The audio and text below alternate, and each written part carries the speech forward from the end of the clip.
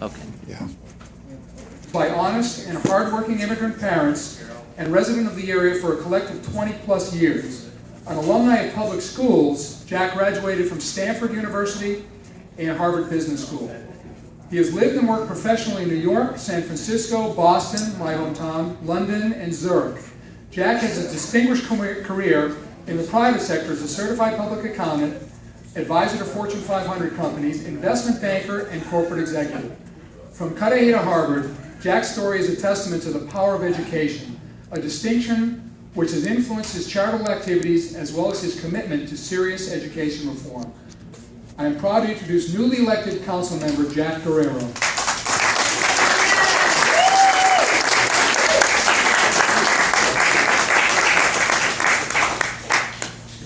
I brought my water in case I have a Marco Rubio moment.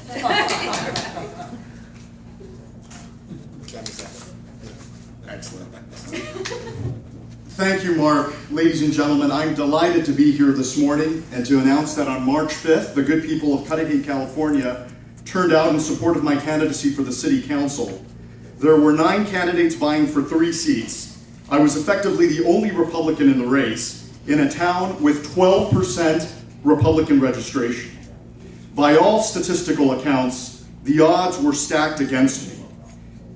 My principal opponents were funded by the unions, special interest groups, and endorsed by the entire political establishment, from members of Congress to state legislators to neighboring city council members. But on March 5th, the people of my city voted against what I would surmise to be a very surprised establishment.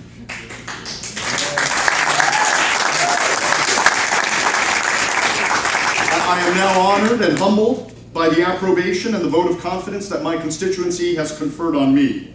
I intend to take this new responsibility very seriously with integrity, ethical disposition, and a principled political orientation.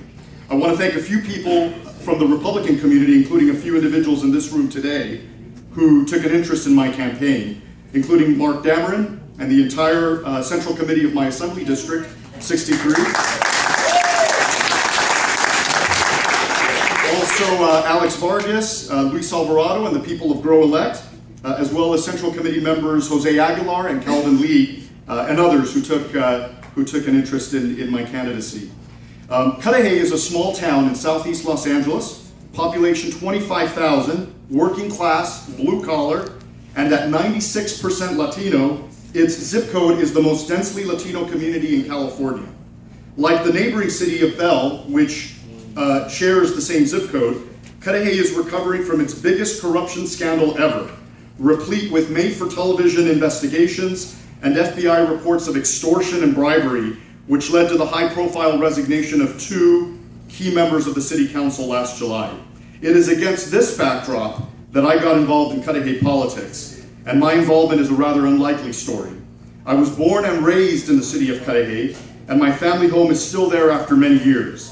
While my siblings have moved on, my elderly father is still a resident.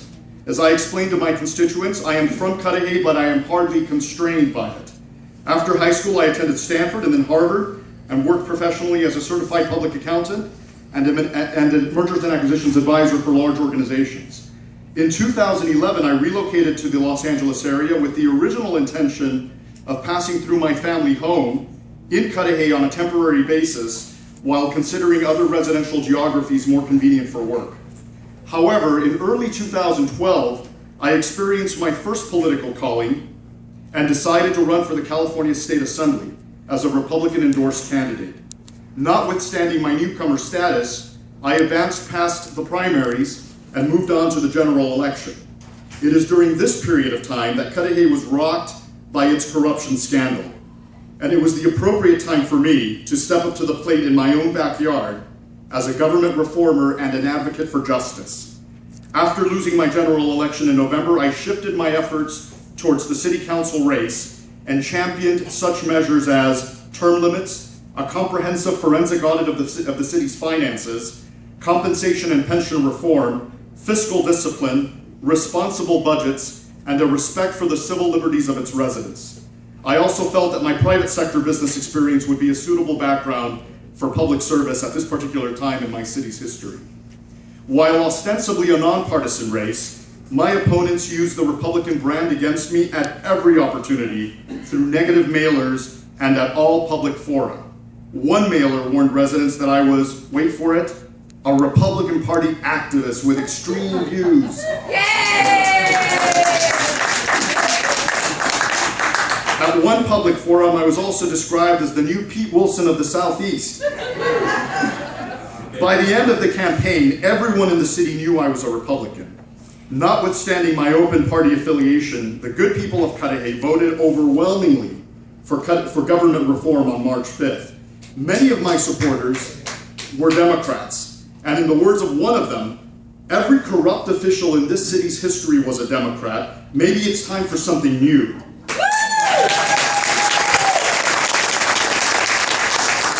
While I caution against branding all Democrats with the same brush of mismanagement, I similarly caution my constituents against judging me exclusively on the Republican brand. But make no mistake about it, my campaign issues were perfectly consistent with Republican values: accountability, fiscal discipline, limited and responsible government, education reform, and fundamental government controls to mitigate against the risk of corruption. Indeed, when I reflect on my political orientation and why I staunchly defend the United States Constitution and its limits on government, I think precisely of underserved communities like mine, which have been victimized for too long by self-entitled politicians. There are a few lessons to take away from my campaign experience. I'd like to highlight 3 of them. Number 1, the importance of personal outreach and direct canvassing. Indeed, my campaign focus was on personal outreach to every high-propensity voter, every historically absentee voter, and every newly registered young person. Beyond this, I endeavored to reach as many voters as possible from the broader community in person. I wasn't always efficient with my time on a one-to-one basis, but every personal connection was important to me. Number 2, the advantage of working across the aisle and not being afraid of bringing our message to non-Republicans, especially where there is a natural common ground. In my particular community, issues of government reform, discipline with the people's money, and advocacy for education reform were winning topics. And they resonated well with non-Republican voters. Number 3, and perhaps most importantly, never compromise on principle. We don't have to do it for tactical reasons, and we ought not to do it for moral reasons. We can work on outreach, or we can customize or accentuate certain aspects of our message, but our principles are our basis, our political raison d'etre. My sincere hope is that many of you will answer a similar call in your respective communities to serve at the local level, set a good example of ethical conduct and competent leadership, and through good policy, initiate ideological persuasion and ultimately party conversion. Thank you very much.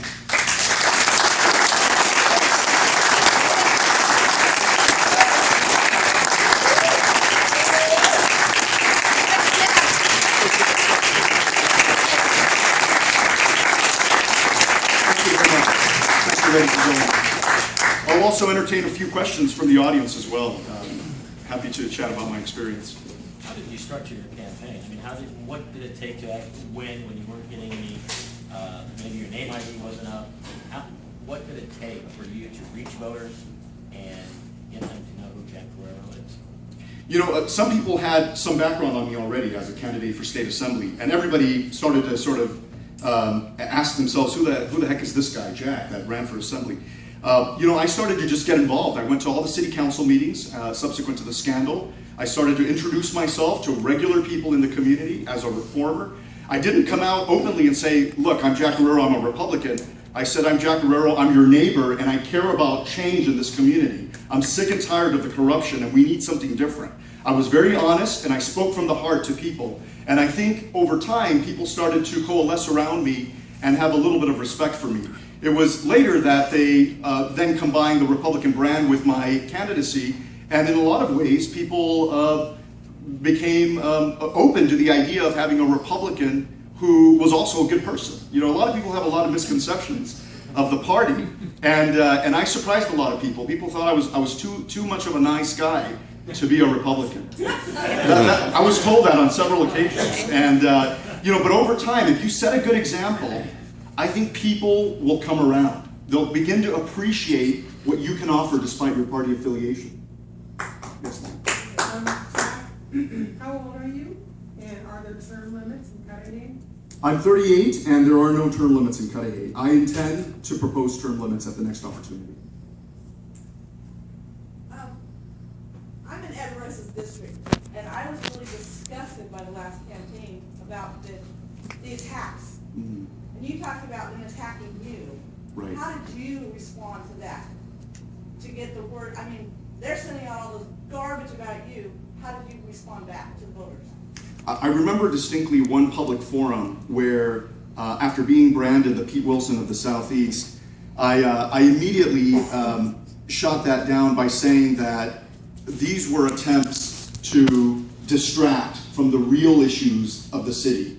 And I think at the local level, we have an opportunity to focus on local issues that are, I guess, ostensibly nonpartisan. But I made it very clear to the voters that there were active efforts at distracting from the real issues in the city. And I focused on what the people really wanted to hear and what I really believed, which is that we needed government reform in my city. And people appreciated that message. Stephen Vincent. In my opinion, your situation was somewhat similar to the situation faced by the Kevin James campaign. Kevin was campaigning against city corruption, and at the same time, he had put forward a really good vision for the city and a really good message. But at some point, in my view, the colossal mistake of the campaign was it stopped being the Kevin James for mayor campaign and became the Wendy Gruhl stinks campaign, you know? And that negative messaging, I think, blew up and really just, you know, collapsed the campaign. It seems like you didn't make that same mistake. It seems like you made your criticisms, yes, of the corruption that was going on, but you were about a proactive, positive message. Am I on track? That's correct. I did focus on a positive message. I think there's a time for negative campaigning if it's done factually and if the intent behind it is to inform the people of the realities. But I chose, perhaps tactically correct in this occasion, to focus on a positive message of change. And the people were ready for it. I mean, my city was embroiled in the biggest corruption scandal of its history. And people were yearning for something very different. And I presented a message that people appreciated. Have there been any convictions yet? Yes, there have been. 2 individuals are now headed to federal prison. So it really is a scandal. Yes, it really is. It's quite a scandal. Hey, Alan Wood, as someone who's been in business in your city for a number of years and dealing firsthand with the corruption, I just want to voice my gratitude that you're there, and we're looking forward to working with you. Thank you very much. On cleaning that mess up. Absolutely. We have time for one more question. What percent of the voters, the high propensity voters, actually voted in city elections do you think you talked to by walking precincts in your election? My city has approximately 7,000 registered voters. I personally knocked on about 2,500 doors over the course of 2.5 months. So I reached a considerable component of the voter base. And I focused, like I said at the outset, on high propensity voters who have historically voted, as well as newly registered voters, especially young people who are not as likely to be connected to the old guard. It was a wonderful time here to be with you guys, and I'm available afterwards to chat as well. Thank you so much.